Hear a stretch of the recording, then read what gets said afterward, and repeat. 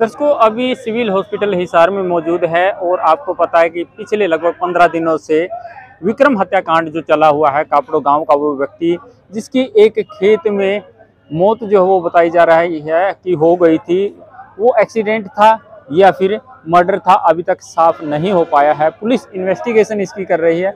कल इसी मामले को लेकर के हिसार सेक्रेटरीट के बाहर ये लोग प्रदर्शन कर रहे थे, लेकिन कल ही उन पर लाठीचार्ज हो जाता है। इसके अलावा अगर बात करें तो इन लोगों के द्वारा भी कुछ पत्थरबाजी की गई है। क्या कुछ था वो पूरा मामला, उसको लेकर के एडवोकेट रजत कलसन जी, जो कि तमाम इन मामलों को अक्सर देखते रहते हैं, उनसे बातचीत करेंगे। और बजरंग इंदल जी, वो भी हमारे साथ इस समय मौजूद है, उनसे भी बातचीत करेंगे क्योंकि उन पर भी इसी मामले को लेकर के मामला दर्ज हुआ है। तो चलिए कर लेते हैं एडवोकेट रजत कलसन से बातचीत। कल जो घटना घटी है मिनी सेक्रेटरीट के सामने भीम आर्मी और पुलिस प्रशासन के लोगों के बीच में घटना घटी है, इसके बारे में आप क्या कहना चाहते हैं और क्या सच्चाई क्या है? देखिए, कल कापड़ों के विक्रम के हत्या के मामले में जो परिजन पिछले 14 दिनों से यहाँ पर बैठे हुए हैं, कल बड़े शांति प्रिय तरीके से वो यहाँ से चले और लघु सचिवालय तक वहाँ पर गए। आप लोगों ने देखा होगा, आप लोगों ने लाइव देखा था कि भाई इस मामले में रास्ते में कहीं भी कोई उपद्रव, अशांति या इस तरह की कोई घटना नहीं हुई। और लघु सचिवालय पर आप आमतौर पर आंदोलन को कवर करते हैं और वहाँ पर अक्सर पुलिस वाले गेट बंद कर देते हैं। गेट बंद करने के बाद आंदोलनकारी जबरदस्ती अंदर घुसने के लिए प्रयास भी करते हैं। हमारे वालों ने भी प्रयास किया अंदर घुसने के लिए, लेकिन पुलिस की तरफ से अननेसेसरी तरीके से कोई इस तरह की बात नहीं थी। लाठियाँ उस पर दरवाजे की उस तरफ से लाठियाँ चलाई गई और लाठियाँ चलाकर जो हमारे जो यंगस्टर्स थे, लड़के थे, उनको प्रोवोक करने का काम किया गया। और फिर पुलिस ने without any warning, without notice दरवाजा खोलकर हमारे साथियों पे हमला कर दिया, जिसका कुछ रिएक्शन हमारे साथियों की तरफ से भी हुआ। लेकिन उसके लिए पुलिस का जो एक्शन था वो पूरी तरह से जिम्मेदार है।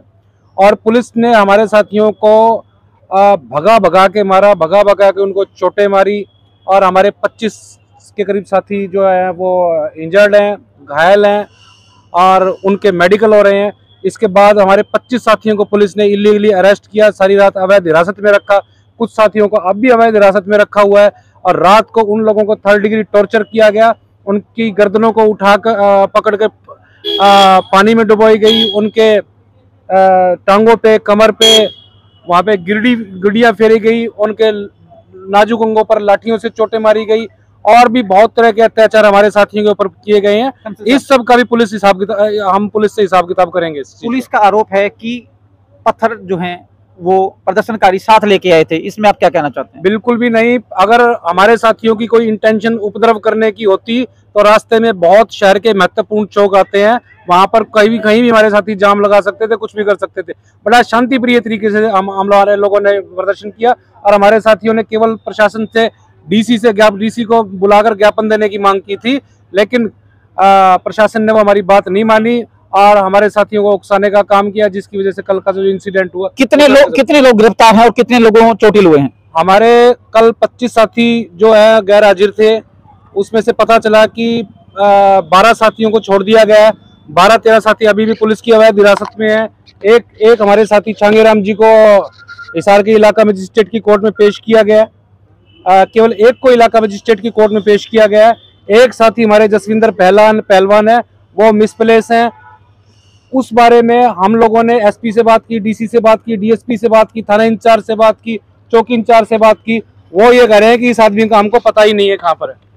तो उसके परिजन बहुत ज्यादा चिंतित है और कम से कम 11 साथी अभी लापता है हमारे, और हमें पूरा यकीन है कि वो पुलिस की इलीगल हिरासत में और उन्हें अभी टॉर्चर किया जा रहा है। कितने लोगों पर मुकदमे दर्ज हुए हैं? बाई नेम 4 लोगों पे मुकदमे दर्ज किए हैं। हमारे बजरंग साहब है, संतलाल अंबेडकर जी हैं, प्रदीप भानकुट जी हैं और एक छांगेराम। 4 लोगों के खिलाफ बाई नेम इन्होंने पर्चा दर्ज किया है।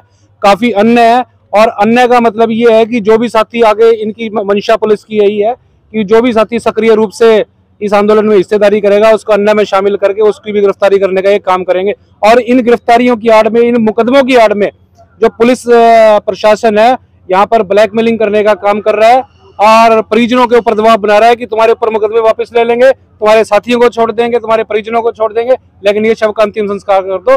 अभी हमारी परिजनों के साथ बैठ के डिटेल्ड बातचीत हुई है। वो लोग बिल्कुल भी तैयार नहीं है जब तक कि उनकी मांगे नहीं मानी जाती अंतिम संस्कार करने के लिए। आगे की रणनीति क्या है? आगे की रणनीति यही है, सिविल अस्पताल जैसा कि परिजनों से बातचीत हुई है, बिल्कुल सिविल अस्पताल हिसार में धरना चलता रहेगा, शांति प्रिय तरीके से चलता रहेगा।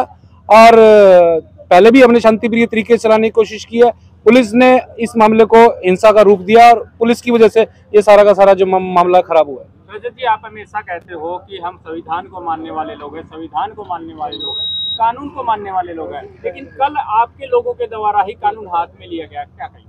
देखिए, सबसे पहली बात तो पुलिस ने जो लाठीचार्ज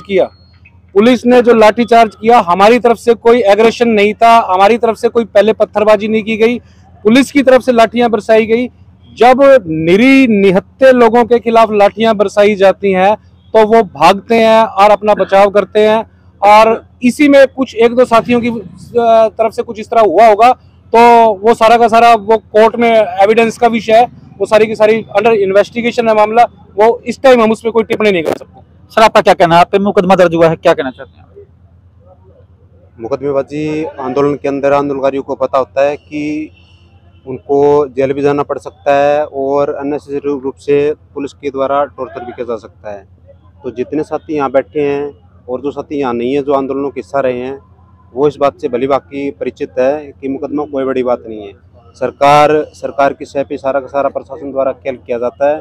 और विक्रम कापड़ो मामले के अंदर भी ऐसा हुआ है कि परिवार के ऊपर दबाव बनाने के लिए, ताकि वो जो मृतक विक्रम है उसके शव का अंतिम संस्कार कर दे, पुलिस प्रशासन ने सरकार की शह पे ये मुकदमे दर्ज किए हैं। बात एक और भी आ रही है, कहा जा रहा है पुलिस द्वारा प्री प्लान से आया। ऐसा कुछ नहीं है। देखो, पुलिस यहाँ जब आंदोलनकारी लोग यहाँ इकट्ठा हुए थे सिविल हॉस्पिटल में, उस दौरान पुलिस थे, ड्यूटी मजिस्ट्रेट थे और सारे के सारे किसी भी व्यक्ति की, एक भी व्यक्ति की ऐसी इंटेंशन नजर नहीं आई कि वो उपद्रव करेगा या ऐसा कुछ करेगा। वो लोग तपती दोपहर के अंदर चले थे और उन लोगों ने कॉल दे रखी थी कि हम लोग डीसी साहब को ज्ञापन देंगे और डीसी साहब को ज्ञापन देंगे, अपनी मांग उन तक पहुंचाएंगे। और जब कचहरी तक पहुंचे तब मौसम खराब हो चुका था, बारिश स्टार्ट हो गई थी और जो हमारे लोग हैं वो भूखे प्यासे काफ़ी परेशान हो रहे थे।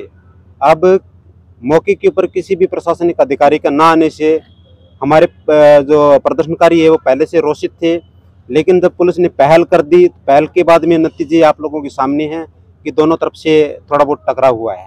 देखिए, मैं एक बात और कहना चाहूँगा, इसमें पुलिस हमारे ऊपर आरोप लगा रही है कि इस मामले में हम प्री प्लान्ड थे, लेकिन इस मामले में हमारा काउंटर एलिगेशन ये है कि इस मामले में पुलिस और पुलिस के अधिकारी प्री प्लान्ड थे।